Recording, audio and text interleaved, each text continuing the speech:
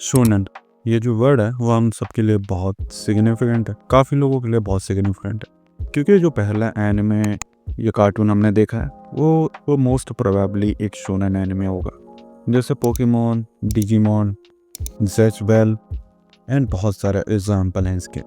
And ऐसे ही example मेरे सामने आया जब मैं इस वीडियो के लिए इंस्पिरेशन ढूंढ रहा था। मैंने एक पुराना एनिमे देखा जिसका नाम है हाजिमे नो इप्पू। ये एक स्पोर्ट्स एनिमे है बट शोनन के कैटेगरी में फॉलो करता है, क्योंकि इस एनिमे का जो स्ट्रक्चर है वो शोनन की तरह डिज़ाइन करा गया है। एंड वो हमें पूरे एनिमे में पता भी चलता है, क्योंकि एनिमे पूरा एक रोलर कोस्टर राइड की तरह रहता है, सक्सेस फेलियर अप डाउन जो आता है एनिमे के अंदर। एंड यही चीज़ मेरे को रियलाइज़ हुई कि जब मैं शोनन एनिमे देख रहा था कि हर शोनन एनिमे का एक स्ट्रक्चर होता है एंड इसी वजह से हम उसे बहुत पसंद करते हैं। एंड वो स्ट्रक्चर स्टेजेस में आता है, स्टेज 1, 2, 3, 4, 5, 6। यहाँ पे अपना पहला स्टेज बिगिनिंग या लर्निंग आर्क रहता है, उसके बाद सेकंड स्टेज सक्सेस वाला स्टेज, उसके बाद फेलियर वाला stage third stage, stage 4 redemption वाला आर्क, स्टेज 5 रिटेंशन। एंड अभी मैं कोशिश करूँगा कि जितने भी स्टेज हैं उसको एक्सप्लेन कर पाऊँ ताकि आप समझ पाओ मैं बोलना क्या चाहता हूँ। स्टार्टिंग में स्टेज 1 जहाँ पे लर्निंग और बिगिनिंग वाला आर्क रहता है। इस स्टेज में ज़्यादा कुछ नहीं होता। जो अपना मेन कैरेक्टर है वो अपनी सराउंडिंग को काफ़ी अच्छे से जानने लगता है, कुछ शॉर्ट टर्म गोल्स बनाता है एंड कुछ नए कैरेक्टर्स इंट्रोड्यूस करे जाते हैं।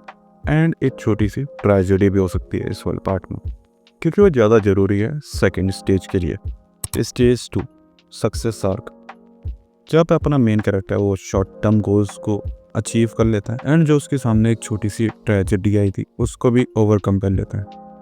एंड इस स्टेज में कुछ और नए कैरेक्टर्स को इंट्रोड्यूस कराया जाता है एंड लास्टली अपना मेन कैरेक्टर कुछ और नए गोल्स सेट करता है ताकि वो स्टेज 3 को कंप्लीट कर पाए। And next stage 3 failure arc. And जैसा कहते हैं कि हर सक्सेस स्टोरी के पीछे एक फेलियर स्टोरी भी होती है, सेम अपना मेन कैरेक्टर के साथ भी वही हो रहा है। अपना जो मेन कैरेक्टर है उसकी जो नई अचीवमेंट होती है उसका सबसे बड़ा फेलियर बन जाती है एंड जितनी भी अचीवमेंट उसने अभी तक अकम्प्लिश करी है वो सारी वैनिश हो जाती है। एंड इसी बीच कुछ और नए कैरेक्टर इंट्रोड्यूस करे जाते हैं जो अपने मेन कैरेक्टर को ओवर शैडो कर देते हैं।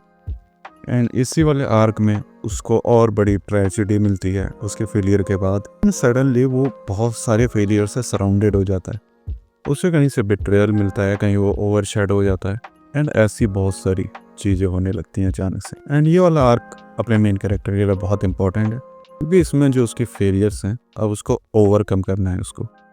एंड ये वो अपने पुराने मेथड्स के साथ नहीं कर सकता, उसको कुछ नया सीखना पड़ेगा एंड किसी ना किसी तरह इस डार्क टाइम को वो इस पार्ट को ओवरकम नहीं कर पाएगा तो वह मैच्योर साउंड नहीं करेगा एंड काफ़ी हद तक बैड डिसीजंस भी लेगा। इसलिए ये पार्ट बहुत इंपॉर्टेंट है अगले वाले स्टेज के लिए। Next stage redemption arc. इस आर्क में अपना मेन कैरेक्टर अपने प्रीवियस फेलियर को ओवरकम करेगा एंड एक नए हीरोइक फिगर के रूप में निकल के आएगा, जिसको हम सब देखना चाहते हैं, तो क्या आप मोस्ट ऑफ द एनिमे में देखते भी हो। लेकिन इस अचीवमेंट के साथ उसके अंदर एक फियर भी आएगा फेलियर का, कि अब उसको फेल नहीं होना है लाइफ में दोबारा। एंड जो कि हमें ले जाती है अपने स्टेज 5 की तरफ, रिटेंशन आर्क। इस आर्क पर ना मेन कैरेक्टर फेलियर से बचेगा एंड कोशिश करेगा रिस्पॉन्सिबिलिटीज से भागने की, बट रिस्पॉन्सिबिलिटी से आप कभी भाग भी नहीं सकते। एंड उसी रिस्पॉन्सिबिलिटी को कैरी करने के लिए वो और अच्छे डिसीजंस लेगा जो उसने अपने पास्ट में नहीं लिए हैं एंड कोशिश करेगा कोई भी गलती ना करनी। बट जब भी हम बहुत संभल के चलते हैं चोट तभी लगती है, तो अपना मेन कैरेक्टर कहीं ना कहीं लड़खड़ा जरूर जाएगा इस रास्ते में। वो लड़खड़ाए ना इसलिए वो बाहर लोगों की हेल्प लेगा, जिससे वो काफ़ी नई चीज़ें सीखेगा, जिससे हम वापस स्टेज 1 पे आ जाते हैं, लर्निंग स्टेज। एंड ये सर्कुलर फॉर्म है उसकी लाइफ का, जो कि बार बार अपने आप को रिपीट करता रहेगा। एंड ये होता है मोस्ट ऑफ द एनिमे में, जो कि रिपीट होता रहता है एंड जिससे वो वापस सक्सेस की तरफ जाएगा, फिर फेलियर को फेस करेगा, फिर अपने आप को रिडीम करेगा एंड दोबारा उसको रिटेन भी करेगा एंड ये सर्कल चलता रहेगा। बट जो मोस्ट ऑफ द एनिमे है वो अपने पहले सर्कल में ही ख़त्म हो जाते हैं एंड बहुत कम ही है जो कि सेकंड और थर्ड सर्कल तक जाते हैं, जिसमें आपके बिग 3 भी आते हैं एंड और भी फेमस एनिमे आते हैं जैसे Bleach, One Piece, Naruto and बहुत सारे और नाम भी ऐड ऑन कर सकता हूँ मैं ऐसे, कि आपके चॉइसेस ही हैं जो आपकी लाइफ को बेटर करते हैं। एंड एनिमेज में स्टार्टिंग में अपना मेन कैरेक्टर उतने अच्छी चॉइसेस नहीं लेता, लेकिन फिर भी वो सक्सेस की तरफ जाता है। बट उसको जब सही चॉइस लेने होते हैं वो गलत लेता है एंड फेलियर की तरफ चला जाता है।